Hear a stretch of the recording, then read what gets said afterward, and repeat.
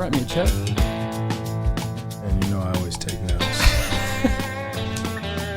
Journal everywhere I go. My wife got me this, actually. It's got my initials on it. And I think that's actually a really good practice, and something I should be doing. Something I've always had, I would say, good intentions about, but never been able to stick with it. It's a habit. Yeah. It's a healthy habit. Yeah. Like I told that guy this evening, when he was so focused on all right, are you sure journaling? I'm like, yes, journaling helps. It was actually something that they told me before I went on the Bachelorette. A pastor told me, I was like, you have any advice for me? He was like, you need to write down your emotions and your feelings and write out everything throughout the day and see how present you are. And I just acted on it. And it blew my mind. I've always carry this in my back pocket. Anything that either somebody says or a statement or a quote or... So when you say see how present you are, what did you pick up when you started journaling? Did you feel like you were maybe less present than you thought you were? Yeah, I was too focused on either the future or stuck in the past. So a lot of worry, a lot of doubt, or maybe I'm not good enough, or am I getting somewhere? And it was just always chasing my tail. Kind of, I guess they call it the rat race. And for once in my life, I was I kind of pulled the e-brake and was like, all right, am I really focusing on the conversations that I have with people? Am I having that dialogue and that respect? Am I listening instead of wanting to get my point across? And then the rest of that was history. I mean, I try to stay in the moment. Well, there's talking versus listening, and then there's also, I've heard people call that time traveling, right? Yeah. So you mentioned about the Bachelorette. So just to set that up, when I came into the restaurant earlier, you said something effective like, dude, I haven't looked at your questions. And I'll be honest with you, Collins, I don't know that I know you well enough to have a list of questions. These are the things that I'm supposed to ask Collins. I'll just say I wanted to have this conversation with you. So I'll tell you this. So we were having Wellness Wednesdays at the office, and I kind of forgot we were having Wellness Wednesdays. So I go into the office to do some work the other week, and I walk in, there's 40 agents in there. Oh, this is Wellness Wednesday. So I sit down with Ryan, because what else am I going to do, right? And I'm listening to Sarah's talk, and I see this dude walks in, and Ryan's like, bro, there he is. I'm like, where is? He's like, that's him. And I'm like, that's who? And I see you, and I'm like, no homo. Maybe top 5 most handsome dudes I've ever seen in my life. And I'm like, what's happening here? So then Ryan goes over and talks to you, and then you kind of give your presentation after Sarah. And the thing that I picked up on was your level of engagement when you gave the talk. It seemed more like something that was a mission for you and something that you were locked in on versus just, I have a restaurant, come buy my product. This is my business. This is my presentation. It felt real personal. So after talking with you and Rhea for a few minutes, you started hitting some notes that kind of had some bells going off in my mind, which was you started talking about raw milk. You started talking about problems with corruption in the food industry. And I kind of got me a little excited because most people who operate restaurants, those are not things that they're conscious of, right? Right. Restaurateurs have enough on their plate as it is just to try to stay in business, especially with costs and especially post-COVID. Yep. Right. So it just sort of had me curious. And the thing that I've watched with you just walking into your restaurant over and over again over the last month or so is you're still bringing that same energy that you brought whenever I first met you at the brokerage. You're having these engaging conversations with every person that walks in the door. And it still kind of sends me that same message, there's something else going on here besides, somebody who's working at Chipotle. So I'm sitting there, and then someone says to me, he was on the Bachelorette, and I'm like, okay, this all makes sense now. This tracks. So just putting all the pieces together, you're an interesting dude, Collins. And I wanted to dig a little bit deeper into that with you, man. So what's your story, as far as your origin story on having the restaurant, and then we can go back from there.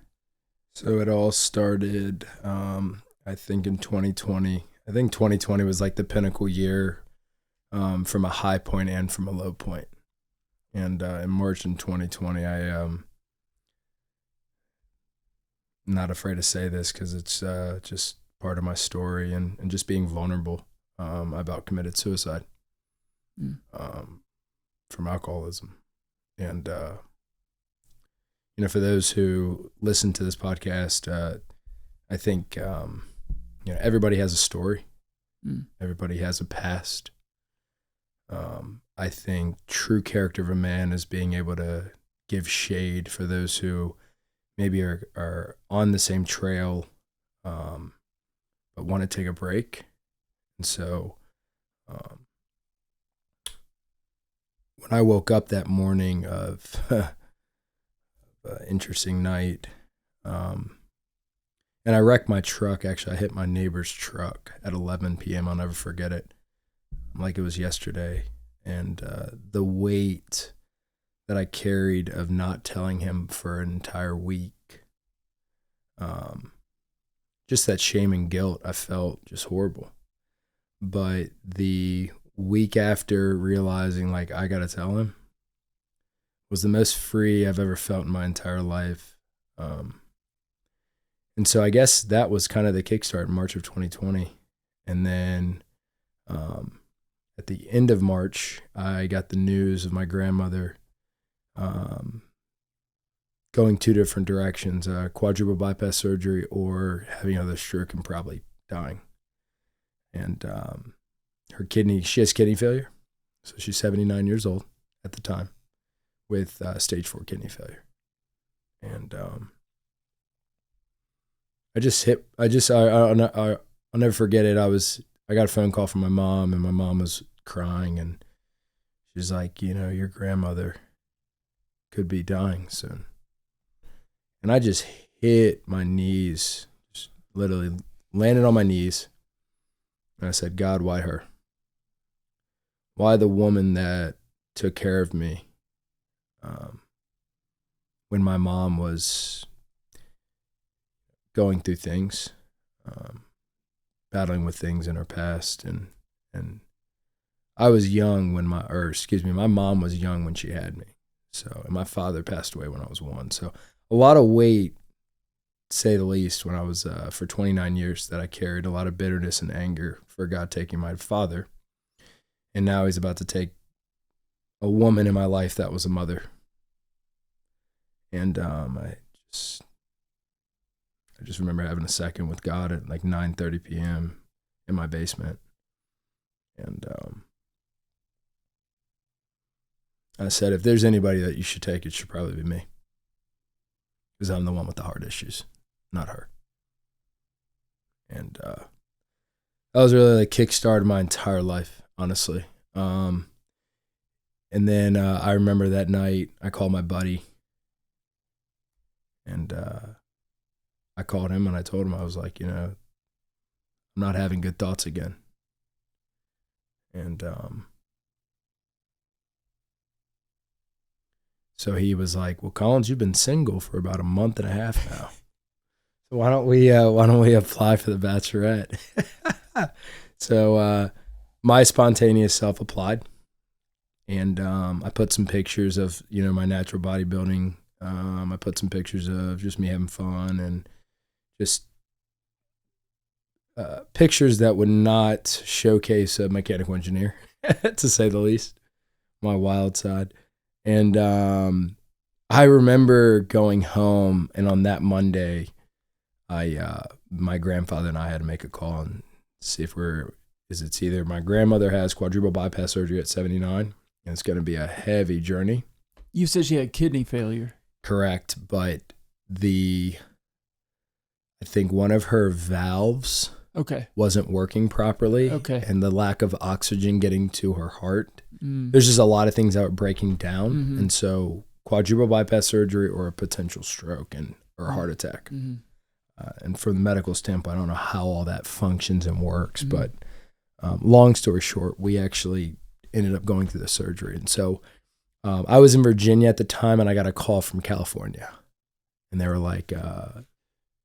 so you were living in Huntington at the time? Ashland, Kentucky. Ashland. And so you went back to Virginia to be with your grandmother, and then California called. So during this time of COVID, I was able to work from home. And that was actually beautiful because all my projects were suspended, and I wasn't even able to go into the plant, and they just had a lot of restrictions. And so me going to Virginia was nothing. I can just open up my laptop, answer emails, whatever I need to do. But I had no intentions on making The Bachelorette. I had no intentions on going on the show. I applied, and we'll see where it goes. And I never forget, we made the call that my grandmother was going to have the surgery. And as she was going through the process of that, I was going through the process of The Bachelorette. It was wild. And I got a phone call at 5:30 or 5 o'clock that Monday. And they said, we'd like an interview. Are you able to do it this afternoon? I was like, yeah, because it's California time. So I was like, yeah, And that was the first time in my life that I was real. So had you sobered up by the time you had gone to Virginia? No. Okay. Sober up in enough to where I wasn't drinking to pass out, but not sober enough until really May 30th of 2020. But before we get to that point, that interview that she did was recorded, and I felt like I was, for the first time in my life, real and raw with all the questions she asked me. And I don't remember specifically the questions that she asked me because it's really irrelevant, but that was kind of the first time that I was able to just not kind of hide the man in the mirror any longer. She asked me questions about my past and about how's my dating life. And I just basically said, I've never been able to hold a woman to save my life. I don't even know who Collins is. It's funny. You would think in your local relationships, your friendships, the people that you have some foundation of context for, those might be the people that you're more comfortable being honest with. Then you get a call from a national TV show that has millions of viewers. That's when things get real for you. Right. And it was actually like forcing me to mature in a way that if millions of people are watching me, how do I want to be respected and honored? But at the same time, my grandmother's going through this process. If she were to watch the show, is she going to say, oh, grandson? Or is she going to say, oh, wow, that's my grandson that I raised? And so there's like so many things going through my mind. Like, I don't want to embarrass myself. I've watched the show. I've seen all the episodes where they have a bad guy, they have a villain, they have a guy that's acting a fool. And at the end of the day, I was going through myself like, man, this is pushing me to self-develop very quickly. But also at the same time, I was fed up of corporate America. I was fed up. I was tired of their ideology and their diversity, inclusion, and all of the different ways that a public company tries to look and perceive on the outside. But in reality, you're just doing this to impress your board of directors. And I was tired of it. I was like, if this is a chance for me to walk away from corporate for good, I'm all in. I'm going to ask you a real personal question. Give it to me. You're talking about diversity, equity, and inclusion. You're half black. Yes. Did you feel like you were ending up in situations as a result of that sort of decision making where people didn't necessarily care about you, that you were the person who's fulfilling a quota? 100%. And the reason why I say that is you're from Eastern Kentucky, and there's only like 5% black people working for the refinery. Listen, I tell people, you think growing up in a super small Kentucky town like I did, people expect, oh, it's probably really racist there. And I say, no, I didn't know what racism was because there were no black people to be racist against. Yeah, that's true. It's just like, to put in perspective, I was the only like half black engineer. Yeah. We had another black engineer that she was a chemical engineer, and I was the only mechanical. Yeah. But I felt like, oh man, I didn't feel respected there at all. I'm sure they, no hard feelings against them. I felt like I was gravitating farther and farther away from actually. And then, it's interesting, obviously, hey man, listen, I don't know if you read the description on this invite that I sent you, but anything anyone says that they don't want broadcast won't be. Okay. Even if it means we have the whole conversation and nobody ever hears it but us. Yeah. So I want you to feel comfortable and just go where your heart wants you to go. Well, I was going to say that before going out there to California, when I got the news that I got accepted and I signed my contract with Warner Brothers, and this is kind of an intro into how I met my wife. I remember working out at Planet Fitness, and keep in mind, LeanFeast is way down the line. Like we're about probably 2 weeks after the fact when I got home from being off the show. So I'll go into that on how LeanFeast all got adopted. But I like to share this because it's very dearing to my heart. But when I signed my papers to the Bachelorette, I had to put all my exes. Like I had to put like 3 or 4 exes that I dated because for references and whatnot. And that was actually very beautiful because I started going all the way back. Like the very first girl that I stopped dating in 2020, I wrote a letter to, I apologized. And then I just started apologizing to all of them, all the way back to like right after I got out of college. I just started apologizing, messaging them on Instagram. I didn't expect them to get back with me or anything.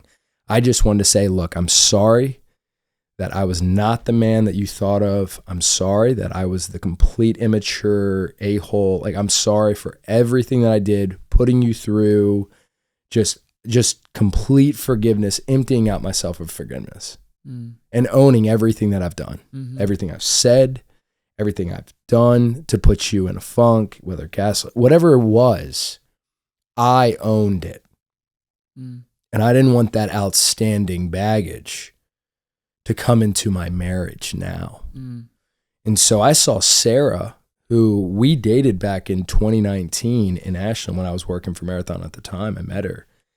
And once again, another relationship that fizzled out after 3 months because one, I was so focused on building my empire with real estate.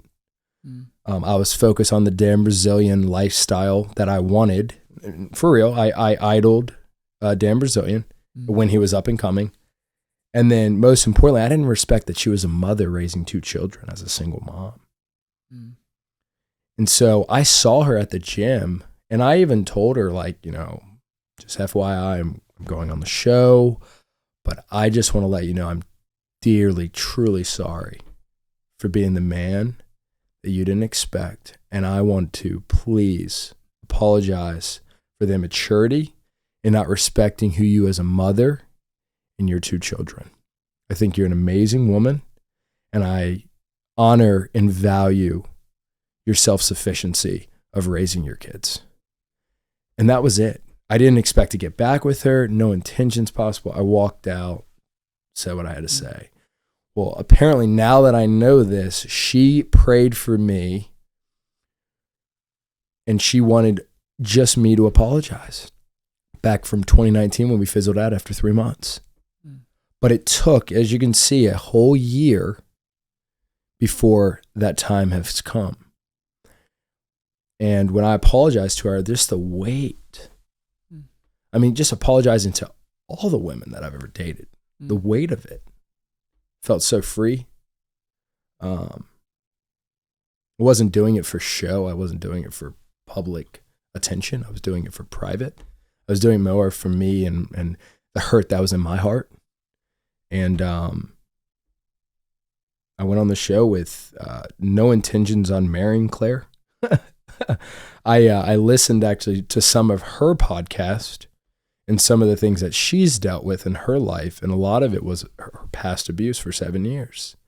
And so when I was out in California, my intentions were not to marry Claire. My intentions actually were to either get kicked off or to be the next Bachelor, honestly.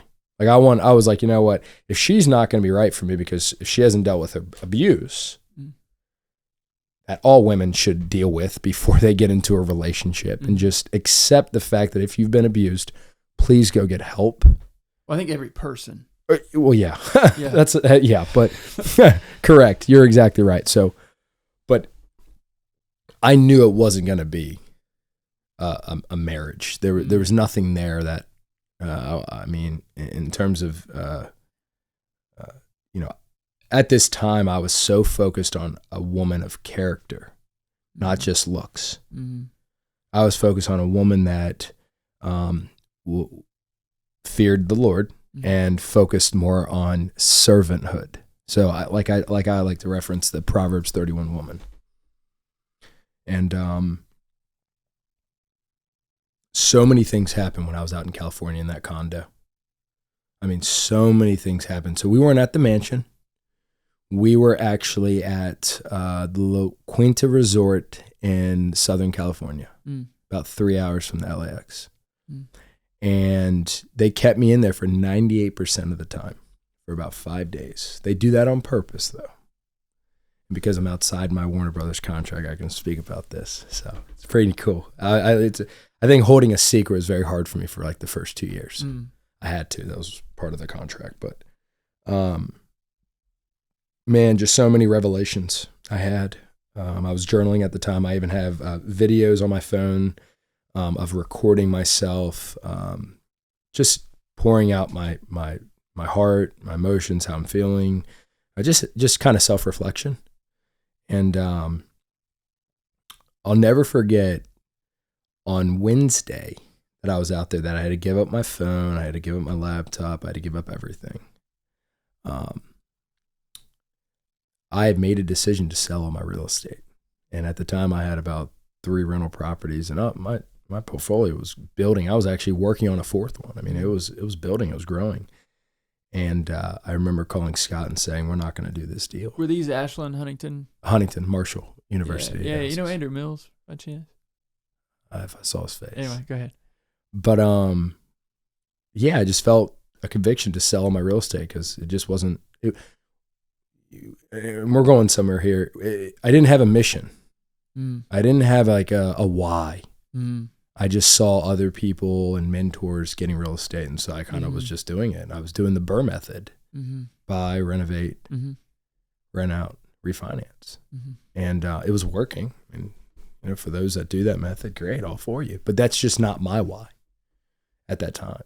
I just felt like I was going with the crowd, and I probably not smart if you're going to start a business to have a bunch of rental properties in a different state that you don't have private management and whatnot. So there's just a lot going through my head, but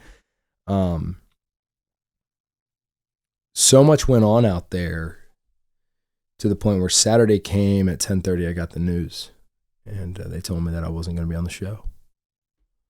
And I accepted that. I was not focused on Instagram likes and all of that. They did put me on Facebook and Instagram and all that. That's great. But once again, that public success and public fame ends pretty quickly when you're not in the spotlight anymore. And so on Saturday, this is going to be wild. I told my executive producer I want to go to Huntington, West Virginia when he came in, right? And so I'm flying back to Huntington. But at 12 o'clock, I heard go to Richmond. Keep in mind, I don't have my phone. I don't have my laptop. I don't have anything. I just know I need to go to Richmond. Had in my gut. I had to go to Richmond. And my best friend, Ray Gaddis, who plays for now FC Cincinnati, he's a defender. He gave me a proverb before I went on the show, Proverbs 17:3, for the crucified of silver and gold, but the Lord tests thy heart. And I felt like at that moment my heart was tested, not only from getting rejected from being on one of the biggest platforms in America, but also just being intentional on where I should go after having all that spotlight. And I felt like I needed to go back home. I wanted to be with my grandparents. I don't need to be going to work. I need some time off. And I went back home, and at about 1 o'clock, I went outside to get some fresh air. And I remember this guy,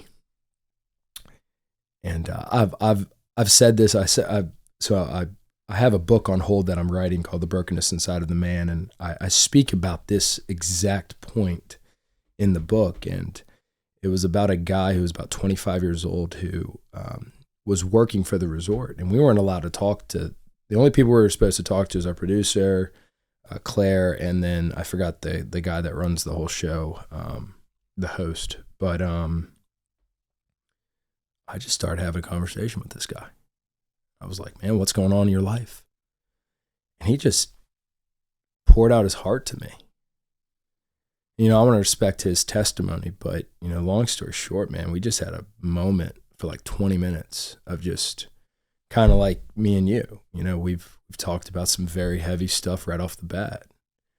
And I remember telling him, like, I know for a fact we were supposed to talk. And I told him, I'm actually leaving in about 3 hours. But if there's anything I have to get out of this reality TV show, it was probably meeting you and encouraging you to don't give up and continue to persevere through opposition and your adversity in your life. And I see you. And man, just me and him just kind of teared up a little bit. Then at 4 o'clock, man, I got the call. I got my phone back. I got everything. And first person I called was my grandfather. And he was in a gown, like a hospital gown. Wow. And of course, I'm like weeping in the back of my car. I mean, of course, my chauffeur was like, everything all right back there? I was like, yeah. It's just having a heart to heart with my grandfather. And my grandfather had a heart attack on Friday. So hit the pause button real quick. They had taken all your communication devices. You wouldn't have known that your grandfather had a heart attack unless they had told you were going home. Correct. Wow. And they're supposed to contact me if anything happened like that. Like they have an emergency contact information or a number that they call. And I gave them my grandparents' number. I gave them my mom's. I gave them everybody's number, my family. But intuitively, I knew I was supposed to go to Richmond. I don't know why. I mean, it's crazy. I mean, it's just, I can't make that up. And so it's funny. My grandfather, of course, he's in the hospital. He's, I mean, this was nothing new to him. He said so many like little miniature heart attacks or TIAs. Yeah, exactly. He had a bottle of nitro that he always carried in his pocket. And we called them episodes. So they didn't sound so bad. Yeah. So my grandfather was like, I'm just having another episode, Collins. Yeah. I'm just weeping. Yeah. And in his response, he said, please tell me you're not marrying that 39-year-old woman. And I just started laughing, like crying and laughing at the same time. No disrespect to her. I'm just like, you know what I mean? It's pretty funny. And so when I got home, and I spent quality time with my grandfather and my grandmother, and they were just asking me all these questions, like, how was it? And, at this time I was pretty actively reading my Bible, haven't had a drink since May 30th of 2020. I think actually on my phone. What was the date at that point when your grandfather called you?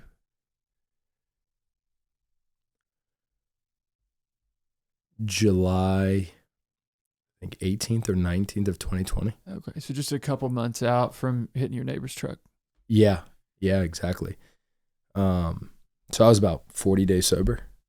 And, I definitely, there's definitely urges to have a drink, but no, I think when you really self-reflect on, why you're getting the urge or what's causing that, it was just a lot of the suppression that I was holding inside. But on August the 5th, or so going into August, I got that concept LeanFeast. And it kind of dropped right in my lap from a guy that at Marathon I worked for. His son went down to Arkansas hunting and met the LeanFeast guys. And he brought the concept to me, and he was a younger guy, and so he was like, "Hey man, you want to start LeanFeast together in Kentucky?" And I was like, "Well, like let me look at the demographics, let me look at the business plan, let me look at everything." So I analyzed it pretty quickly, but on August the 5th, I heard, "Be the light in the community of Lexington." And I kind of just I wrote that down on August the 5th of 2020. And kind of just prayed about it and was like, what is this? And I didn't hear anything. But as I was going through the process of LeanFeast, this was obviously my way out.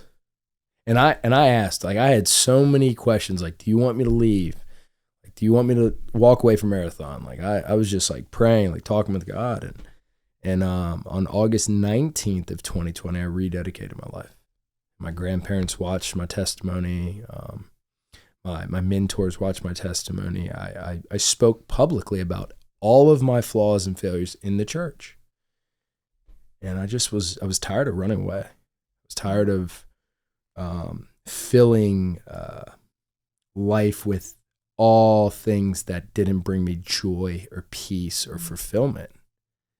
You've been playing music for 20 years. It's probably natural for you. Serving people is natural for me. You made a statement every time you walk into LeanFeast, we're having just meaningful conversations. I love God and I love people. It's natural for me. I've never met a stranger. And I don't get it. I don't. There's so many times where I'm like, why are people telling me all of this stuff? Well, I'll tell you why. And it's one of the things I sort of appreciated about you. I think all of us carry around this not idealized self, and pain and trauma. Yeah, some people have it worse than others, but it's about what it means for you, right? And I think if you're willing to just take that step and show somebody your humanity and your brokenness, because everybody else is carrying that around too, right? It's okay, this dude is real and he's lived it, and he by giving it to me, he's giving me permission to give it back. So good. Right? Yep. And I think it's I think people feel a lot of times like they're the only one going through what they're going through. Right? Because everybody's just kind of tunnel vision. Yeah. Yep. But it's we all have the same impulses to one degree or another. We all have the same flesh. We all get stuck in the same systems and the same things. And we each have different trauma and different opportunities. So much of what happens with us internally is just sort of different versions of the same thing. And I think if you're willing to sort of speak with boldness about your own humanity and your own flaws and your own story, people respond to that immediately. And I think it's also true that those challenges that we have, the hard parts of our stories, are actually where the real opportunities for growth are. Correct. Those things can be and should be our biggest blessings if we know how to focus our attention and what to do with it. right? The hard parts about our lives don't make us defective. Right. They just tell us where to focus. Right. And I guess that's a little bit of a tangent, but it feels like a risky thing to just volunteer that to people, for most people. But I think when you get to a point in your life where how your trauma has shaped you into something positive, it becomes so much of a part of your identity and who you are when you look in the mirror, that's the part of you that you want people to see. Right. And so that's what you lead with. Right. Right. Yep. And I don't know, man, when you came to office, I picked that up. Well, I mentioned, it's one thing serving or selling a product to somebody, but if you don't know the story behind the product, quite frankly, I don't want it. Mm-hmm. It's why I go to Marksberry. The owners, the partners pour back into me and invest in me. Recently, they just gave my wife and I a catering event on Valentine's Day. So my wife and I served on Valentine's Day, and then our Valentine's Day started on Wednesday. It's those opportunities, like without me going down there and actually taking what my wife said, hey, honey, we should go local for our steak. All right. I'll look around. It's meeting my spouse in the middle and saying, honey, you're right. This was an awesome opportunity. Like if I would have ignored my wife and said, well, you don't know anything about business or you don't know what you're talking about, and kind of had my wall up there, I wouldn't be where I'm at today. And so it's I call them, and really, I mean, some people could probably, but daily habits of saying yes to what is not being feeling driven, but opportunity driven. And then also, if I do make this decision, looking down the road on how it's going to affect everybody, not just me. Like LeanFeast is for this community. I've said that. I've written over my LLC to the Lord. Like, God, if I die, if something happens to me, it's for the community. And I know for a fact somebody, if not my wife, somebody in this community will pick up the mantle. Because every single person comes in there, I want to love. I want to show the same level of support.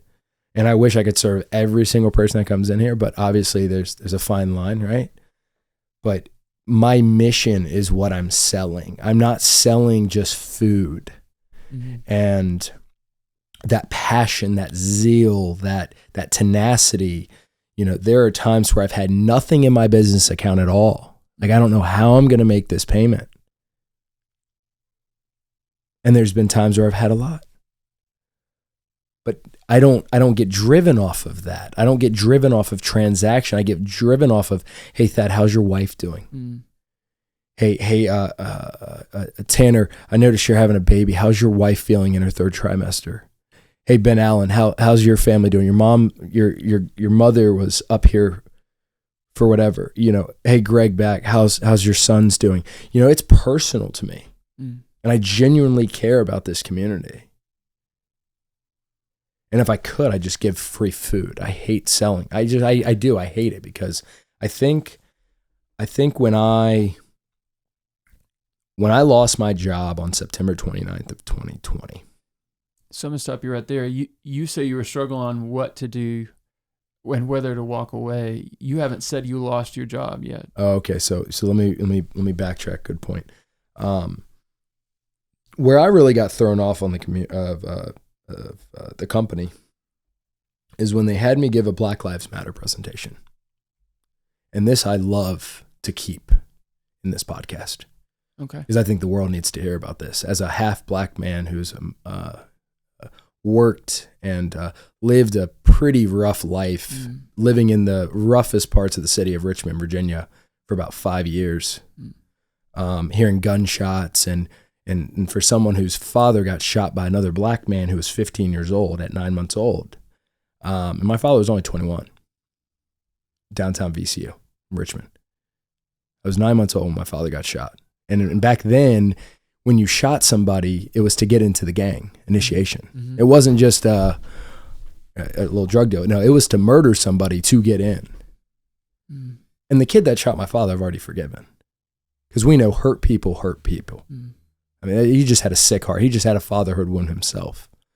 And unfortunately, he created a pretty awesome warrior now because I have forgiven him. Mm. And September 14th, they wanted me to do a Black Lives Matter presentation. And you know what I used it for? To share my personal testimony as how I found the Lord. Wow. And it was so wild. The two things that they told me not to talk about. Was it scripted? Had they given you 100%? Yeah. And I went off script. I have a tendency to do that. I love it. The Bachelorette, I went off script too. Yeah. I didn't care. Yeah. Because the minute that someone scripts you is the minute that our authenticity goes out the window. Now you're playing a role. Correct. Mm. And so I don't work well with that. Nor am I going to lie to people. I'm not. That's just not my character. And especially at this time, I was like, I ain't telling a lie. I'd rather just tell the truth and own it than tell a lie and then have that suppression and that guilt and shame just weigh on me. And so September 14th. I'm seeing a theme here, man. September 14th, I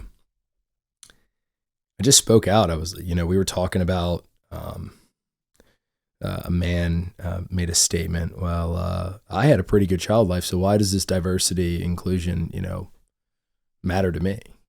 And I said, well, that's you. That's apathy. Mm. And, keep in mind in the beginning of this presentation, they said, we're not going to talk about politics and we're not going to talk about religion. And I was like, well, that's funny because it was actually a political aspect. Mm. Looking back, it was all political. Mm. Once again, they bought into the lie. As a corporate Fortune 500 company, bought into it. Well, that's their choice, and they have to lay in that bed, not me. So I just kind of used it. I'll never forget the guy was, I won't say the guy's name, but anyways, he spoke up and said, we wouldn't have diversity inclusion because man was created in the image of God. He used a verse out of the Bible. Okay. He was like, this stuff. I mean, this is like a 62-year-old that's worked for the company for 45 years. Mm-hmm. And he's like, I've never had a problem with race. Mm-hmm. Like I look at you no different than mm-hmm. Look at his wife. He just, diversity inclusion was not anything. We have created that. That's a culture term. Mm-hmm. And so I just kind of was like, yeah, this guy's right.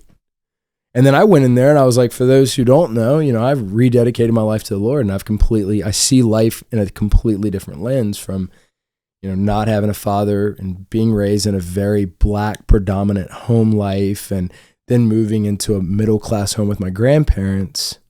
I said, I was the one that was playing the victim card and I created all of those poor decision choices off my feelings.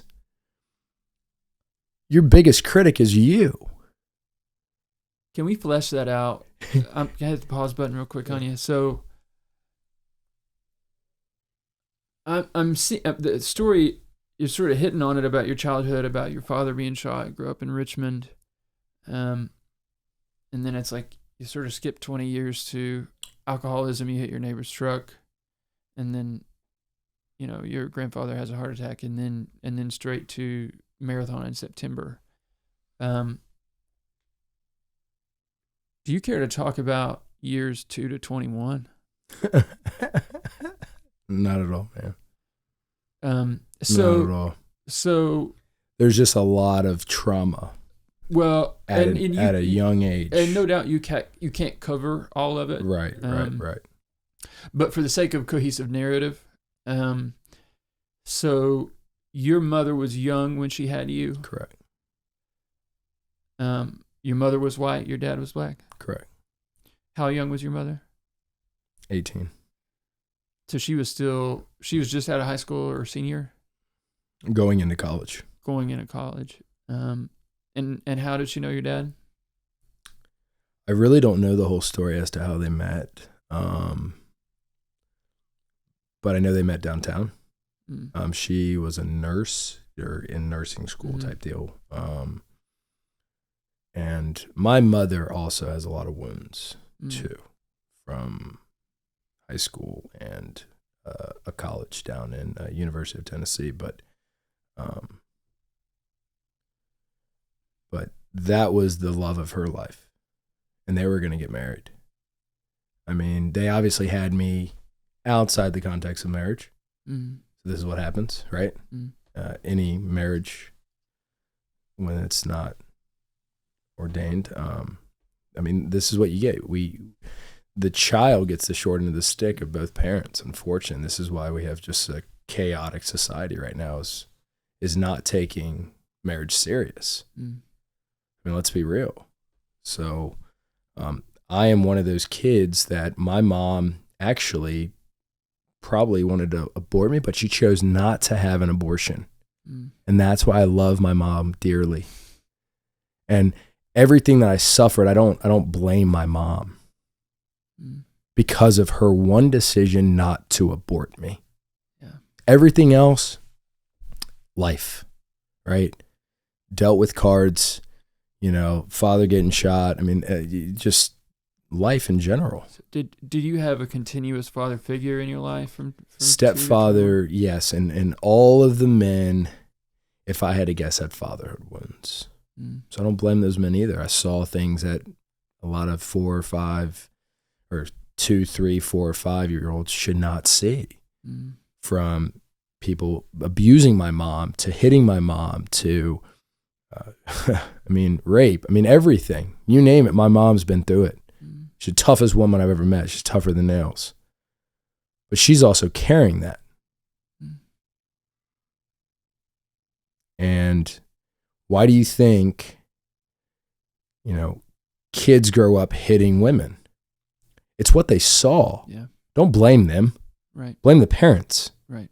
It's what they saw. So the kid's acting out on what they saw. Not the child's fault, it's the parents' fault. I blame the parents first. I don't blame the child. There's a cycle, right? Right, yeah, generational curse. Somebody has to break it at some point. Right, and so be broken. Right. So you had multiple men in your mom's life as a kid. Yep. And did that ever stabilize? No. Until I moved in with my grandparents. So that had... I mean, I remember everything. It's crazy. I could replay it back. I could show you exactly. I could point every single man out there that my mom dated. And So you never had... What year did you move in with your grandparents? When I was 6, between 5 and 6 years old. So in your early years, you didn't have not only a father figure to support you to be the father figure that you need as a young boy, but you also didn't have an example of what a man's supposed to be and what a relationship's supposed to be. Correct. Until you moved in with your grandparents. Correct. So tell me about life with your grandparents. Incredible. Peace, joy. And they were there in Midlothian? Yes, sir. Okay. It was just a loving, caring home. I mean, it's a man that's walking with the Lord and a grandma that's not working at all. So she's not focused on getting the promotion or the career or whatnot, to where she was able to mother me in a way that a mom should mother and not focus on the external parts of the world. And then my grandfather provided for the home and was able to support my soccer, support, snowboarding, skateboarding, and support any kind of activity outside of school. And I saw what a father figure looked like. And unfortunately, it was my grandfather. So I didn't take it as serious as I would with my biological father, if that makes sense. Yeah, it totally does. But he was a man of faith, and he literally practiced what he preached. And now looking back, I noticed that very clear. I mean, the man always, when he got home, grandmother had dinner for him, and Fred said, "Okay, everybody, we're holding hands, we're praying." He led the family how a man should lead a family. When everything's going hostile, my grandfather's praying, and he's the one that's not speaking. but also he's disciplining me in a healthy way as well. And so he is the father that I do believe that I wouldn't be the man I am today without my grandfather's character and my grandfather's sacrifice to raise me. And it's funny, my wife's, it's kind of the same way. My wife actually was raised with her grandfather, Johnny. And so that's why, you know, there's so much in there between me and my wife. But, you know, from basically 5 years old to before I went to college, you know, it was a fairly stable household. Now things happened in middle school and you know, some things happened that I'm going to keep out. But with that being said, my grandfather was a man of faith who shined very bright in everything he did. So, how did you end up? You're telling me that really for most of your formative years, you did have a solid foundation and good examples in your grandparents that sacrificed to take care of you. And then you tell me you sort of go down this road of like womanizing alcoholism, pursuing all the wrong things. What was the thing that steered you in that direction? College, going to the #1 party school at West Virginia University. Yeah, just simple. Just well, I mean, in high school was a little bit, you know, obviously a little bit of the party crowd and being popular, and I was on the varsity soccer team, so that kind of introduced me to everything. But when I went to college, my first intention was I want to get away from high school and everybody who is going to Virginia Tech or, you know, all the schools that are located in Virginia for D1 to D3. But I wanted to become a little bit more independent and not rely on my grandmother. My grandmother did everything. She did laundry. I mean, she did everything. She pampered me. And I love her to death. But at the end of the day, I was like, all right, I gotta like grow up somewhere, right? I gotta grow up sometime. So I ended up going to West Virginia because nobody in my high school was going there, and I loved to snowboard. I was very good in snowboarding. And also I wanted to study engineering. They had engineering. And then, of course, you know, it being a really big party school, I want to have fun too. Yeah. So. Best place to establish your own identity. Crazy that you say that because I literally could like have an identity that nobody knew about. And I think that's like college in a nutshell. Yeah. Wherever you go, you basically can act one way at college and act a completely different person outside of college. And it's almost like scary. It's like, I don't. Yeah. But what you describe, I mean, it's sort of a rite of passage for kids who go to state schools to party a little bit, make some mistakes, right? Yep. What you describe is different than that, because what I'm hearing you say is that for a time in your life, your fundamental orientation changed.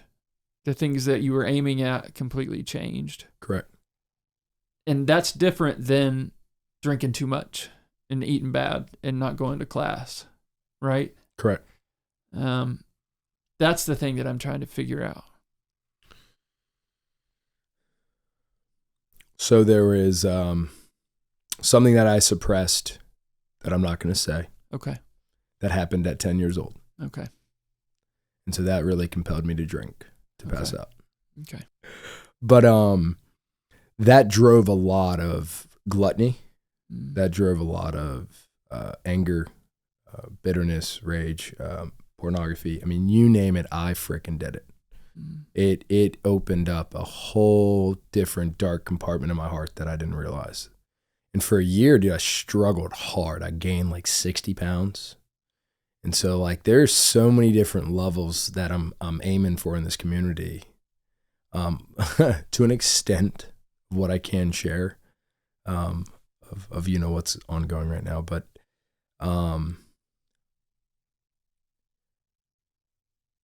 I rebelled because I blamed God for letting this happen. Again, another thing that I'm blaming God for. And I grew up in a Baptist church. And so, and that I wasn't mad at my grandparents. I wasn't mad at them. I mean, what are they going to do, right? Mm-hmm. So now looking back, when you go to college or you get introduced to alcohol. Oh yeah, it's your opportunity to escape. You got that noise in your head. So now is everything clicking? Shut that down. Right. And so everything's just compiling, and you just see that darkness just all coming to the surface, and I'm trying to absorb, and I'm trying to numb the pain. I'm trying to get rid of all of the loudness. And then it's just a toxic tornado. Yeah. And so when I go to college, so then it's like I was hopefully that answered everything. I mean, so then you've had a taste of something that in the short run can sort of shut down a lot of what you've been carrying around for a decade as a young person, not knowing how to carry it around. Correct. Or how to release it. Or release it, right. So then... all from when I was 10. Yeah, no. Just filling an endless void. And it's like, you get so far out on that, you don't ever want to come back down to earth to real life. No. Right? Too hard. Further you get, the harder that gets. That's right. And the amount of weight that you carry, that you have, it's the reason why you have anxiety. It's the reason why you have depression. It's the reason why you have suicidal thoughts. And it's everything negative to the point where 15 beers sound good pretty right now. Yeah. You know what I mean? Yeah, totally. And so you've built your house on sand instead of a sturdy foundation of truth and non-lies. And so basically now you're living this complete different lifestyle. So now you're a sociopath. To where over here, you're acting one way, and over here, you're completely different. Well, I think... and it channels it spreads like a war fire. So now you start acting out. So now you start making different profiles, and now you start talking. I mean, it's just crazy. Yeah. The wickedness in a heart after just compiling that and making poor decisions off of my emotions and how I'm feeling, and instead of just facing it head on with adversity and saying, hey, I got a problem. Like the denial aspect. So Dan Bilzerian, there's a guy who never has to come back down to earth.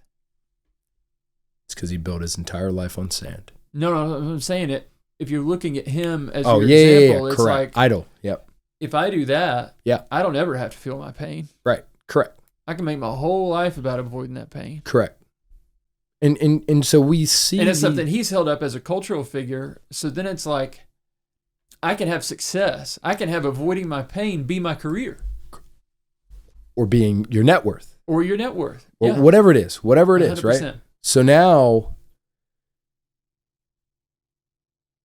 going to college, I'm getting introduced to all these personalities, people from Jersey, people from Pennsylvania, people from Pittsburgh and New York. And now it's one big horrible cocktail. Yeah. Not knowing, like basically just getting pulled by the wind. Not having any direction in life other than the fact that I know two things. I got to walk across that stage with honors in engineering, and I need to make sure I graduate. That's it. That was it. Everything else, have at it. So you get to the point where I know there was more to rock bottom for you than just hitting your neighbor's truck and having suicidal thoughts. I think just suppressing everything up to when I was 29, enough was enough. I mean, there was... What was the thing that made you wake up and say, this is enough? When I drank everything that was at my bar. Yeah. Everything. I mean, Eagle Rare to Pappy to you name it. I chugged it all, and then I'll never forget the last thing I drank was wine. And when I opened my fridge, it was like down. Because I finished the bottle too. I mean, I drank more. I should, like, once again, when I say that I lived, I should have been dead. Yeah. I don't know how I woke up. I don't. But I carried enough shame and guilt around from all the relationships that I've ever been into, all the friendships that I've hurt and made a fool out of myself, to all the bridges I've ever burned. And I have a saying now that you never want to burn bridges because you never know when you have to cross that same bridge. It's true. So looking back, man, just take from just 5 years of suppression for anybody. Suppress 5 years of pain and let me know how you feel. Yeah. Or suppress 10 years of pain and let me know how you feel. Or 15. I know people that suppress 30 or 40 people. I'm not going to name drop, but I know people that are suppressing for the last 40 years that they're hiding something that they've done to a woman or a girlfriend or a spouse or a nephew or a brother, close. You know, I mean, we live in a sick world. There's nothing new. So when I released all that through the process of the Bachelorette's interviews. Well, I'm going to stop you right there. Before the Bachelorette interview, you said you were thinking about your grandmother. So I don't think I told you this, but after that happened, the girl that I stopped dating recommended therapy, and I acted on it. Mm-hmm. So for the first time, I went to a therapist, and I just released everything. It was just a weeping fest on, I think, March 15th of 2020. Yeah. And I just was weeping to her. I just released everything. Yeah. And anybody listening to this, therapy does not show a level of weakness. It actually shows a level of strength. 100%. 100%. I mean, I talk to my pastor every week. I talk to, even if my wife is just a sounding board or my mentors are a sounding board. Like tonight, I actually have a call with one of my mentors, and he just wants to hear how my week's going. Has anything struck a nerve in your heart? How are you feeling with your marriage? How's everything going? Like, you need to have mentors. You need to have accountability brothers, and you need to have people that you trust with very sensitive information. And that was the kind of the pinnacle of my life, saying, wow, like I can speak out on this, and this is a safe place to land. She's right, I'm wrong. This feels good. Like, this is healthy. Yeah. This is therapeutic. And so now you can see a trend as going into the journal, from therapy. And I did like probably 6 sessions with her, and 3 out of the 6 I was just crying. Yeah. It was so good. And I haven't cried, besides me being drunk, I haven't cried like that in a while. Like, it was probably like, the last time I cried was probably when I walked across stage and I saw my grandfather like standing up and, seeing him cry. So you said something early on before, you said the reason you were honest in the interview, and you sort of danced around it a little bit, but I think what I heard you trying to say is, you know who your grandparents are, and you know who they raised you to be. Correct. And you knew that you have this version of you that sort of originated at college, and this version of you that grew up in their home. And when there's a camera in front of you, you can only be one version of yourself. Correct. And you have to pick one. Correct. Yep. And so it's like, how much do you value them and what they did for you in that relationship, to the point that, right, is it more important to continue your lifestyle, or is it more important to not let them down? Correct. And be the version of yourself that you ought to be anyway. Well, right? And then also, if I was going to get another job, the last thing I want on my resume is he acted a fool on camera and he was drunk on camera. It's just, for the rest of your life, it is the most embarrassing thing to see a drunk man on camera. It is absolutely embarrassing. Yeah. It is. I'm sorry. No, it's true. That's just maturity 101. Like, cause I don't want my child to see that. Cause if you're saying yes to that, then don't be mad at your kid when he turns 18. Hey, dad did it. Mom did it. Well, that's there forever. So that was kind of it.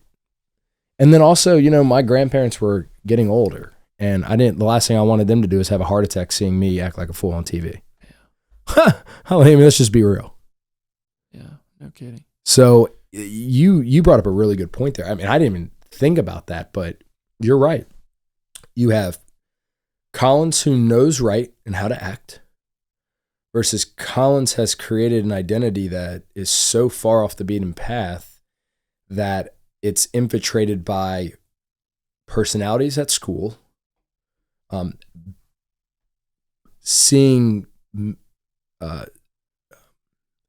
immature men act, and kind of balling that up and forming that into a Collins 2.0 versus the original Collins knows how to act. He just has to let everything go. And he's got to surrender. And he's got to release everything. And it took 6 months. I mean, it just took, I always say, steak bite by bite. You don't just swallow an entire steak, right? It's bite size. So, every counseling session I took very serious. And like with her, she said, okay, let's start with childhood. And then from childhood, we went into middle school. And then from middle school, we went into high school. Okay, tell me what high school is like. Okay, then we went into college. And she saw that same trend. She's saying, okay, wait a second. So from 5 to 10-ish, you were good. And it was crazy because I really gave my life to the Lord at 8. I'll never forget, I saw Charles Stanley and Billy Graham. And I looked over to my grandma and said, I want to give my life to the Lord like you guys. But like we all know, we get attacked. And so from 10 to 29, rebellious. All rebellious. Fake version of Collins. Not Collins mission-driven, Collins living for self. Collins people-pleasing and pleasing himself and being very selfish in the way how I live and how I act and basically playing the victim card. Let's be real. I played the victim card from when I was 10 to 29. So for 19 years, I was an expert at playing the victim. Instead of really just letting it all go and saying, you know what? I want to help other people. I want to serve. I don't want to play that card anymore. So now all my passion falls into loving God, loving my wife, and serving others. So, and it was at that point that you had made a decision you didn't want to play the victim card ever again around the time that you were asked to give the Black Lives Matter presentation? Yeah. I was just tired. So you have this idea at this point of like, what you want your identity to be. 100%. And they're asking you to be something else. Correct. And not only do you know what you want your identity to be, it's a new thing for you, and you're trying to hang on very tight so you don't lose that new identity. And my job's on the line. And your job's on the line. My 6-figure career's on the line. And so if I have to think September 14th to the 29th, the reason why I got laid off was because of September 14th. So tell me about that day. I didn't let you get all the way through it. I wanted to get context, but go ahead. So now, are we good now that we've understand kind of the past and now the... Yeah, let's go. Tell me about that day. When I got laid off? Yeah. When you had to give the presentation. Well, so I didn't speak a lot because I went off script and they kind of cut me short. Oh, okay. But it was really cool because we had all like about 25 supervisors in the room.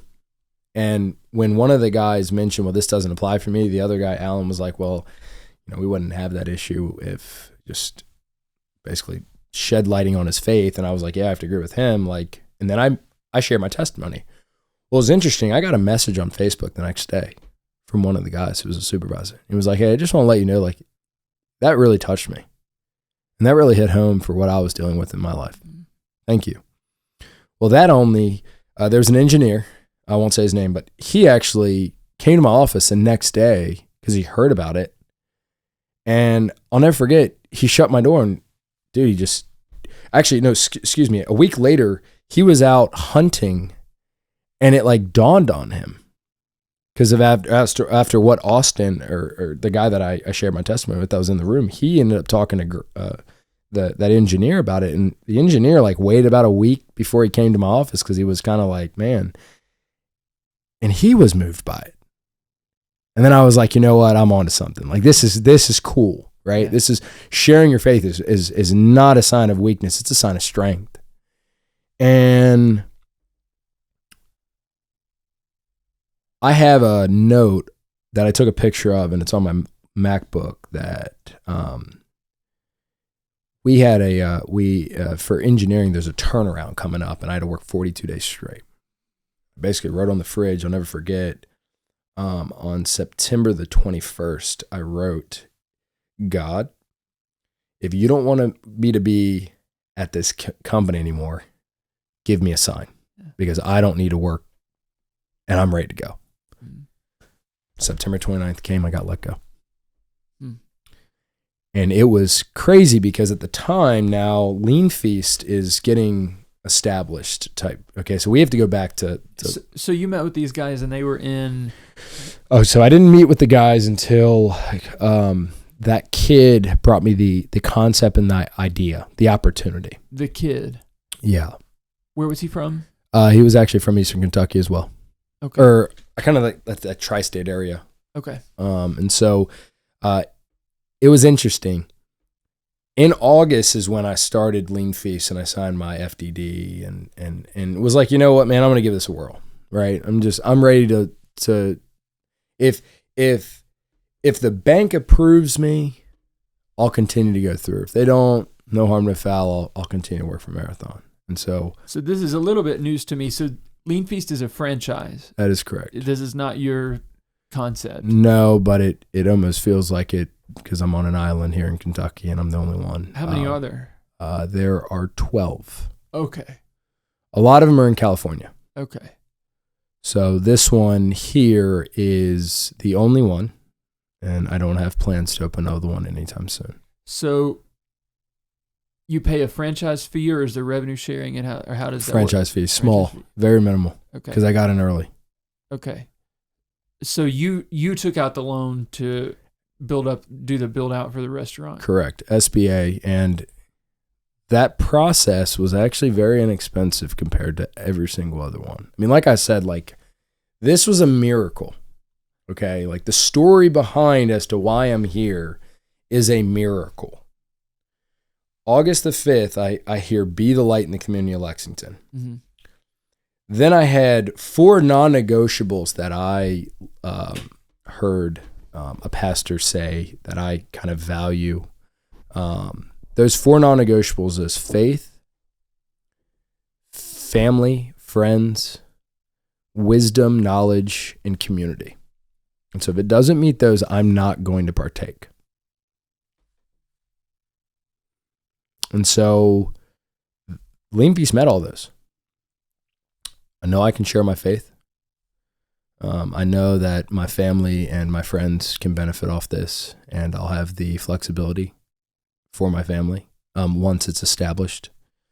The knowledge and the wisdom surrounding myself with like-minded individuals who want to create and take risks and start a business is something that nobody's done in my family other than my uncle. My uncle's got a trucking business, but really this was like new to me in terms of like the whole entrepreneurship space, because I had a mentor who owns a ton of properties in Virginia, and he was the one, he gave me the green light. He was like, Collins, you would hate to get 40 and look yourself in the mirror and say, man, I wish I would have taken that opportunity, and it radically changed your life. And it has. Yeah. So was I wanting to just play it safe and get a salary? Or at this point, was I ready to just take a leap of faith and just risk it all? And I was at the time ready to take all the money out of my 401k and just say, here, take it, let's roll. Because you didn't have any meaning from what you'd built. Had no meaning from engineering whatsoever. Right. No, like, no offense to any mechanical engineer that's going to listen to this or any engineer out there. I just was serving myself, not the community. So I felt very introverted, and I'm not an introvert by any means. I was going against the grain of my purpose. Yeah. You know, and I have so many ideas. I have so many more ideas. I'm sitting on so many other ideas that I would like to succeed, but I have to be patient, and I have to be diligent. I have to be intentional with how I, and I feel like right now in this season, I feel like LeanFeast is kind of. So what was your launch date? Well, before I go into that, okay, I'd like to share a small story as to how I even got into serving. Yeah. On September the 30th, the day after I got laid off, I was told privately, go serve the homeless. I just heard it. Go serve the homeless. But don't tell anybody this time. And at the company I was working for the 3 years, we would serve every Thursday of the third or fourth of the week throughout the month. They'd take a picture and they'd send it up on public. And it just felt very, very fake. Mm-hmm. It's kind of what people do. Hey, look, I'm serving the homeless. Yeah, signaling. Yeah, exactly. So fake. And I wasn't for that. And so I finally went there by myself, like I would normally do on a normal work day. And I created this concept called Start Your Day in Love. And it's pretty cool. I have a logo. I got like the whole mission statement, everything. And I was actually thinking about starting a podcast called Start Your Day in Love. It's pretty cool. But prayer, Bible reading, going to the gym in the morning, and then eating a healthy breakfast were like my Start Your Day in Loves. And I started activating that like in September, and it was really cool how out of nowhere, like, wow, that's a pretty genius idea. And it actually really helped me. And it didn't really feel regimen, but it was definitely, I was seeing a lot of fruit. I was seeing consistency. I was seeing I had more of a positive outlook on life. Instead of looking at it from a negative, I was looking at it now from a positive. Like, I want to live my life now. Like, this is cool. Mm. And so I went to the homeless shelter, and the first day, I'll never forget, at lunch, I met this sweet old lady named Anne, and she looked up at me, and her eyes got all big, and she was short, and she goes, "Oh, son, you are so handsome." And I just melted, man. I was like, what is going on? Like, and so I said, "What is your name?" And she said, "I'm Anne." And you could tell she's like very nimble, and she's kind of got, I don't know if it's called menopause or whatever, when you like shake. Mm-hmm. But man, after serving her, I had so much joy and just compassion in my heart for her that I stood back, and I'll never forget. I was like, Lord, I want to hug her when I get to heaven. Like, I mean, that brightened my day. Of course, I just lost my job, right? Yeah. And it's like, and LeanFeast, I don't know if I'm going to get approved. I was in the process of getting an SBA loan, and it was about a 5-week process of just like waiting. Mm. So I served the homeless in the interim of that 5-week process, not knowing if I was going to get approved or whatever, but I just was like, you know what? If God's calling me to serve the homeless privately, I will. Well, the next day, she was consistent.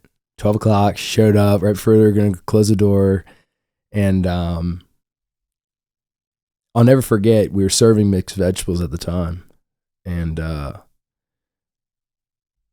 I noticed when she got to her table, she was sitting by herself, and she was going to need some help because she was very, shaky with her hands and whatnot. And so I heard God say, you going to go help her? And so I walked over to her, and I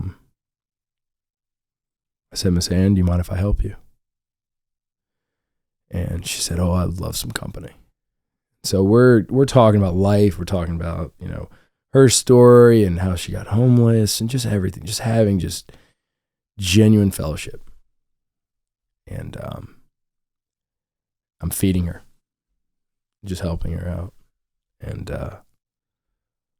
I'll never forget, after we got done, she looked over at me. She said, "Son, can I ask you a question?" And I said, "Yes, man. Yes, ma'am. Anything for you, Ann." She said, "Can I hug you?" And she gave me a kiss on the cheek. And dude, I lost it, man. Lost it. And that's when I knew God was definitely listening to me very diligently, like a father would. And man, she just shattered my heart in a really positive way. So I served for a month straight. And I had so many experiences like that. I mean, I literally can write books on every day that I served at that homeless shelter. Like every day I have logs. I have what happened. I was journaling. I mean, keep in mind, I kept that journaling process after the Bachelorette. And so, man, I was just so present. I was in the zone. I was listening to you name it. I was looking at these people no different than you, Thad. And it reminded me of looking back from 2 years now serving this community. I've served over probably 200,000 meals, which is incredible. My goal is 1 million meals. I want to serve over 1 million meals. And I felt like now looking back, God said, how are you going to serve a community with transaction if you came and served the brokenness? Like, how are you going to be an entrepreneur if you came and served the broken? And he knew exactly how much money I had in my account and the severance package that they gave me and everything. But I feel like if I couldn't serve in a soup kitchen without a platform, how do you serve with a platform? Such a deep reflection and revelation. And cool. I go back to that moment. Anytime I have a rough day at work or if I'm exhausted or, I mean, I enjoy sweeping. I enjoy going to, like, after we leave this podcast, I'm going to do more dishes and I'm going to go, I steward that place inside and out. And some people say, well, you bought a job. No, I didn't buy a job. We're called to serve this community, whether you like it or not, no matter how many zeros are in your bank account if you don't have any money. At the end of the day, if I die tomorrow, I want to know I did everything I could for my wife in this community, not holding anything back.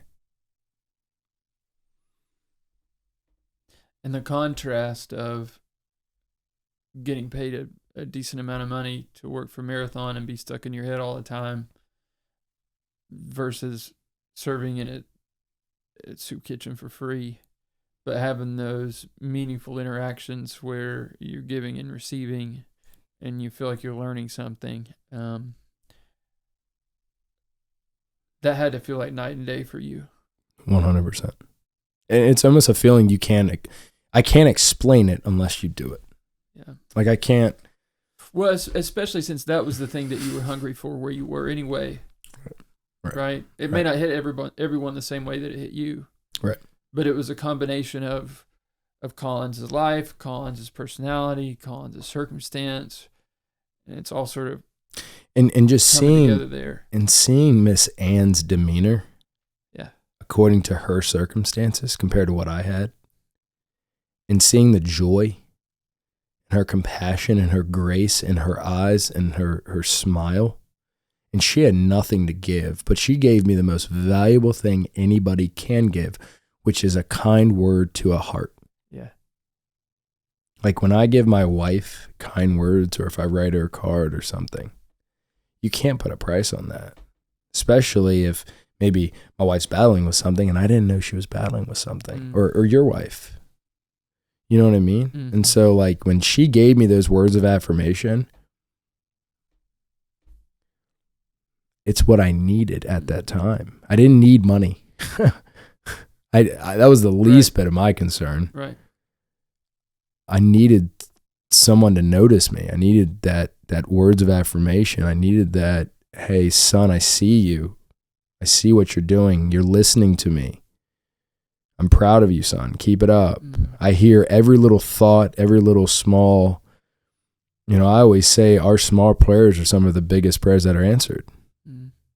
Not the other way around. Yeah, it's true. So, and that's kind of the pinnacle, the kickstart of serving. So then LeanFeast actually went live. So I got approved of SBA, which was a miracle. Mm-hmm. I don't have restaurant experience by any means, other than me serving at the Alumni Center in college. Mm-hmm. That's what I put on my resume because they needed something. Yeah. All I had was like oil and gas. Like, what does this guy want to start a restaurant for? Like he's got a good resume for an engineer, but so luckily, the president and the vice president, Chrissy Gross at Community Trust Bank in Ashland, I'm forever thankful for her taking a chance with me. She put in a good word and helped me out, and come to find out I have a 7 year, 6 month SBA loan. The only one to get approved in LeanFeast as a whole, which is even more mind-blowing. We got so the first place I looked at, so there's 2 different places I was looking at. Virginia, I knew was kind of too expensive at the time, and I didn't want to go back home. So I was like, well, there's either Lexington or Louisville. Lexington I knew it was Lexington. Like, cause obviously at the mission, I heard Lexington, I did not hear Louisville. I was browsing on LoopNet and looking in Louisville, but I was like, the first location that I found in Lexington on LoopNet was the location that I'm in today. I kid you not. It's in my book. It's in my journal. It's everywhere. It's written. It's timestamped, like everything. So, I think the irony of that, it was actually an old Brewster's, right? Yep. Off Russia Way, and it sat dormant for 2.5 years because I guess the man was old and he just was tired of it, and so he wanted to get rid of it. And so I got to negotiate my rate. I got to negotiate my CAM, and I got the keys November the 7th of 2020. Wow. And that's when I started my construction. Wow. And when is it ever that you're under budget and ahead of schedule in our day and age? Right. So that's when I knew it was a miracle. So from November, December, January, it took about 2.5 months to get the full build out. I was able to open up in January, but I waited until February, the first week of February. So February the 7th of 2021, I opened the doors. And I'm thinking in my head about all the independent restaurants closing during COVID. and then Malone's putting like literally like a satellite location in front. Right. And I'm over here starting, whatever. Right. And dude, I'm telling you, like, when I say this, Thad, like the amount of worry and tears and like, I don't know if this is going to work. Like, I had so many second guesses. Like, I'm thinking to myself, like, what am I doing? I can imagine. And you got to think about, like, the news is saying, like, this restaurant closes, Bar Louie closes. And I was like, nah, who cares? Like, screw it. You know, like, let's send it, right? Full throttle. God, if you're in it, you're in it. If not, if you want me to bet, whatever. So me and God are just having, he's like, man, son, just listen to me. Like, listen to me. I got you. You're good. And, man, just, I'll have to send you the before and after picture so you can show on this. But, it was 2 men and me, really the 2 men. And then I was kind of like the project manager. And whatever they needed, like if there was lunch or if they wanted me to go get light bulbs, whatever the case was, I was there for moral support. But dude, I was focused on personal development. I was focused on just staying in shape. I was focused on just finally having a break. And it was so crazy, man. In November, I rekindled back with Sarah.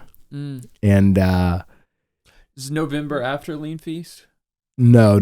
So November of 2020. November and then 2021. Okay, so this is right as it's all come together. Right. And so me and Sarah kind of just small talk. I was back home in Virginia while my guys were working, and they would FaceTime me or take pictures, just make sure if they need anything. But in December, I remember getting a chance to talk to Sarah, like, for a fairly long time throughout the night. And I shared my personal testimony. And my intentions were just to rekindle as friends. Yeah, just catch up. Right? And I always said that the woman that I marry would cry during my testimony. And I didn't know she cried. I think I wasn't paying attention, or she put the phone down to like weep a little bit and then come back. And I really think that was like kind of the kickstart of our entire marriage. It was just like the fact that this was like the first time I opened up to really any female of my personal testimony. I think that was the right time. I think there's perfect timing for everything. I think, when I asked her if there's anything I can pray for, she's like, whoa, like, well, this is not the same Collins I remember, right? Yeah. Like, this is a little weird. And so, I would have to say, without Sarah, it would have been different. It would have been different in a way that I feel like Sarah humbled me. I feel like Sarah helped me through the process. She was there to like, just, Collins, keep going. You know, I see your vision. Like, it's crazy how God brings people in your life to, you know, not intentionally be there, you know, to be like a cheerleader, but Sarah was there like right by my side. You know, some of the most successful people that I've ever met had their wives support their vision and journey to where they are today. Mm-hmm. And so it's just crazy to think now, and this is, I've never spoke about this, but it's just interesting to think how Sarah came back into my life, like in time that I did have hesitancy, in times where I was like, man, God, is this going to work? And you know, that instead of being isolated, like Sarah and I were just now talking on the regular. Mm-hmm. And it kind of took my negative focus off of like, well, what happens if this fails, to she's telling me it's going to work. Or she's like, Collins, like, this is awesome. Like, are you excited? Like, you know what I mean? Like, and I feel like she was placed in my life, not only to be my wife, but also in that season or in that time frame to give me some moral support. I'm going to help you out here. Just for, come on, not only to be your wife, be careful. What you mean is the timing of it happened for a reason. 100%. Yeah. Yeah. I really haven't I really haven't honed in, because we've talked about our story, but like to really hone in on December and January, that was really like the kickstart of our relationship as friends, as really good friends, because we were just FaceTiming at night and I respected her time. And I remember now I was going to visit her, but I didn't visit her until February, because I wanted to make sure, like, all right, if this is going to be not only my girlfriend, but a potential spouse, right, my wife, then I need to be intentional on dating. I need to make sure that we set boundaries, guidelines. You know, I don't want to waste your time. I want to respect your time, and I want to do this right this time, rather than being that same old coward, right? And so I was intentional with her and respected her, not only the kids' schedules, but, you know, my wife's work schedule. And hey, I mean, I had a lot of flexibility because the restaurant was just being, you know, established and whatnot. So, you know, that was, you know, valued. Just the whole intentionality of our relationship from December, January to February was very important. Like that was like I would have to say that was kind of the strong foundation, because we like were friends in the beginning, like good, solid friends, into dating starting in February of Valentine's Day. And I drove 2 hours to see her. Yeah. Like I wasn't like that back then. Yeah. I was like, no, you're coming to me. Right. Now I'm driving 2 hours to respect her time, to be there for her. Every time I visit her, I slept on the couch. You know, I said, we're not sleeping in the same room. You know, and then it was like almost, you know, the only thing, you know, just giving her that first kiss was everything, bringing her flowers on Valentine's Day, and just, you know, really saying, you know, Sarah, I really see a future with us. I want to take this to another level. Like I'm asking you to be my girlfriend, rather than just in all the other relationships, just, I don't know what we are. Right. So I really acted on being the man of the relationship and saying, I want to take this moving forward, and I want to make this permanent. And I haven't looked back since. She's my wife, and, you know, we're best friends when we're, you know, just either at the house, laughing, loving. I mean, it's been an incredible relationship. I mean, there's highs and lows, and we've grown so fast together. I'm very excited for the future with our marriage. Well, and you hit on so many things there I could react to. So it's like, I think people, especially now, generally are not intentional with how they build that foundation of their relationship, because relationships have been turned into commodities. And everyone's disposable because the next person is just a swipe on the other side. I call it the new car smell. Yeah, bro. And then I think the other thing that you said is true about the value of that partnership when you're trying to really build something. You can't, you have to have that. You just have to. I wouldn't be who I am without my wife. Right. Dude, I could do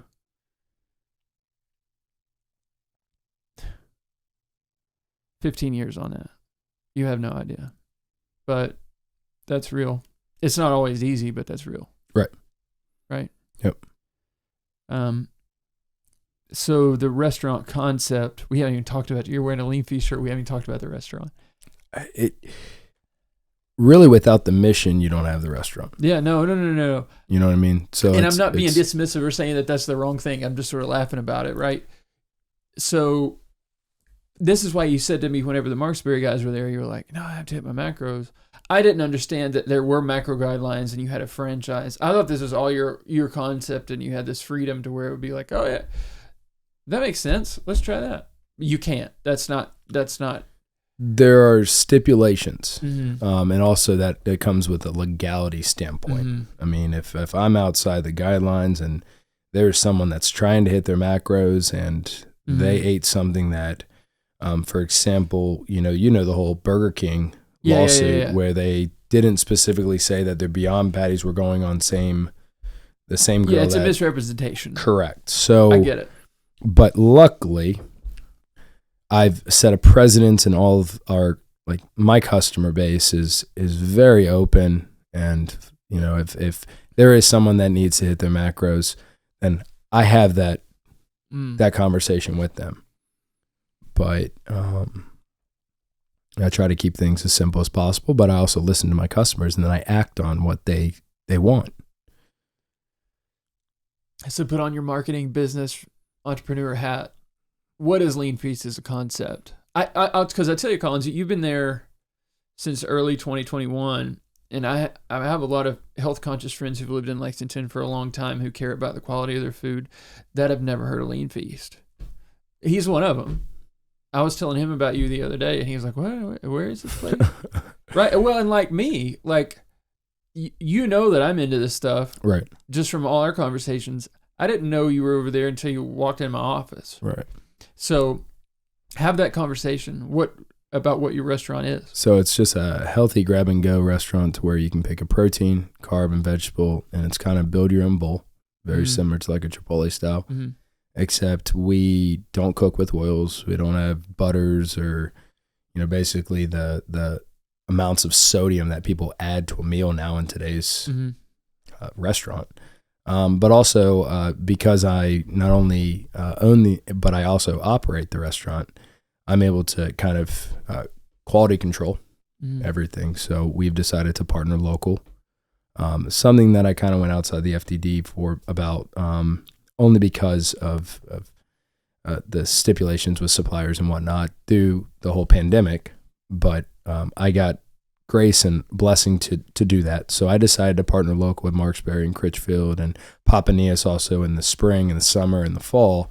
They also have Kentucky Proud products that we also go for. And then I'm also part of Kentucky Proud for how specific I can get a meal of all of Kentucky Proud. So the tri-tip steak and zucchini and squash would make a Kentucky Proud meal. So also part of Kentucky Proud. And they just sent out a list of newer farms that I can shop at for produce and the different time frames as to when that's operating. So moving forward this year, I'm going to be looking forward to visiting some of those farms to where I can get different produce right from the farm rather than going to a supplier or whatnot. So, but Papaneas has been great. They know exactly what I'm looking for. Critchfield's been great, the family.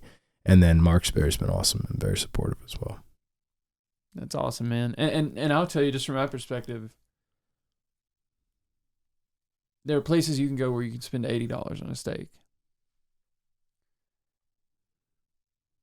that's covered in seed oil. Or butter. With margarine for your yeast rolls.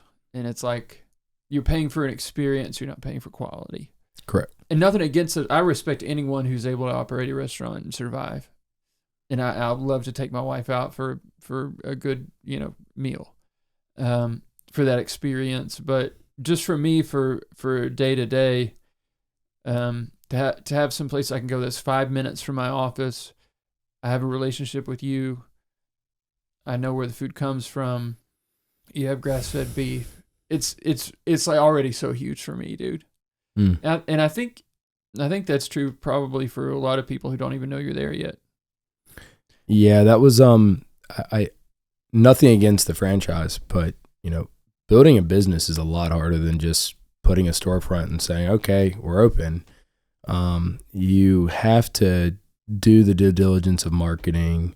It was also more challenging because nobody was going anywhere during COVID. Yeah, right. How do you tell people? Right? So it's like, a lot of it's been my hands and my feet. Absolutely. Getting out there, shaking hands, partnering with the brokerage. Zach Johnson, came in and he was the one that actually kindled the relationship with the brokerage. And him and I have very similar mindset and vision, and we're both, fathers for kids and all that. So it's just, it effortlessly became natural to partner with you guys, and not in a million years would I think I'd partner with the number one brokerage, like real estate advisory in the city of Lexington. But I would have to say the Lord has a sense of humor.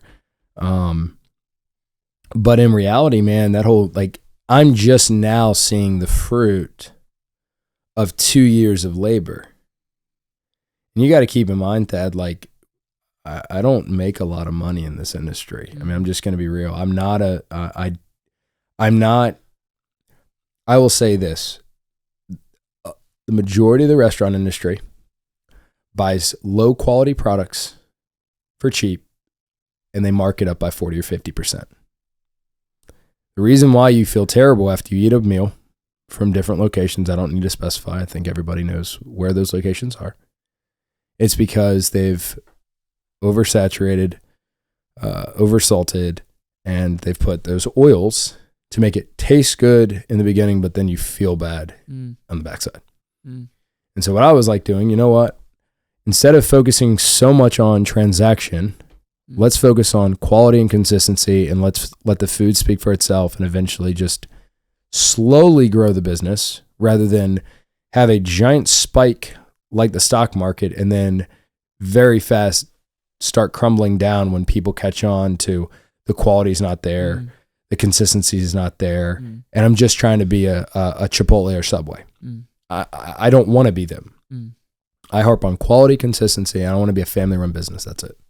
And so for 2 years, I didn't pay myself at all.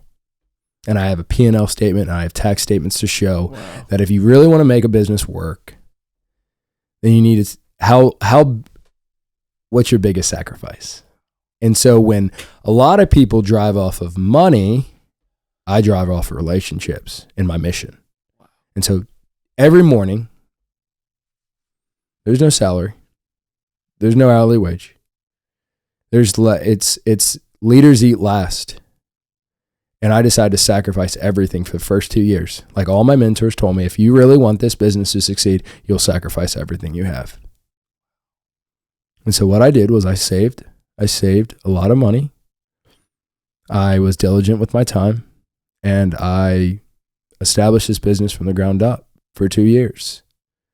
And I'm just now seeing the fruit of the 2 years of putting everybody first and myself last. That's crazy, bro. And I don't mean that critically. I just, wow. Well, actions need to speak louder than words, because we live in a day and age to where everybody wants to be an entrepreneur, but nobody wants to put in the work. Bro, that's real. So, does your actions speak louder than words when it comes to your business? It's either a yes or a no. Let me see your P&L statement, and I'll see exactly where your heart is. I'm not driven off of money. My wife will tell you. In fact, I actually hate money. Yeah. I heard something the other day of George Mueller. he ran a foster home in Europe, a man of faith, and he, after the end of his life, he had cycled over $8.5 million. And this was back in the 1800s for children, for the community, for everybody. And in today's dollars, that'd be worth over $200 million that he had. He never kept it. It was just passing through. 2 years, I hit my 2-year mark on February the 7th of 2023. I looked at my P&L statements, and between my discounts and payroll and my gross and everything, I don't have a lot of money in my business account at all. I'm just going to be real. But I've able to be, it's been an honor to steward over $1 million through my business. Right. Which is awesome. Right. Not in a million years would I have thought that the Lord let me handle over $1 million to steward to this community. I don't drive a nice car. I don't have a house. I just love the Lord and love caring and serving people. And being rich is not on my top of my bucket list or anything in my, I honestly could live this entire life until the day that I die, not change anything, because I value people more than money. You have to have that money for the business to sustain itself, though. You have to be able to keep doing it. And all I focus on is having my lights, keeping the quality, paying my staff, and making sure that I can provide for my family. And I have been able to. And so, we live in a very interesting era and day and age. And I'm just hoping that I can continue to serve how I'm serving right now. I want to keep my quality there. I want to keep all of the partnerships that I have with all of the local farms there. I want to keep the same staff. I have a small staff. I've actually sacrificed putting myself in the business than paying a GM and not right having those conversations with my customers and relationships and focusing on just the dollar sign. And so I know, thanks to Rob Perez, who owns DVA Kitchen, he said, Love Rob. Right, be patient, Collins. Yeah. It'll come. And keep loving and serving people. Yeah. Collins, man. I'm so honored you'd share this story with me. I almost don't feel worthy to be the one to sit here and record it, brother. Really. It's a powerful story, and I'm glad you have your place. I'm glad you're here, and glad I get to see you all the time, man. Thank you. Absolutely, man. I appreciate the invite and allowing me to share a snippet of why I'm here in Lexington and loving this community. Yeah. I love it, man, and I can't imagine this having gone any better, brother. Thank you. Absolutely, bro.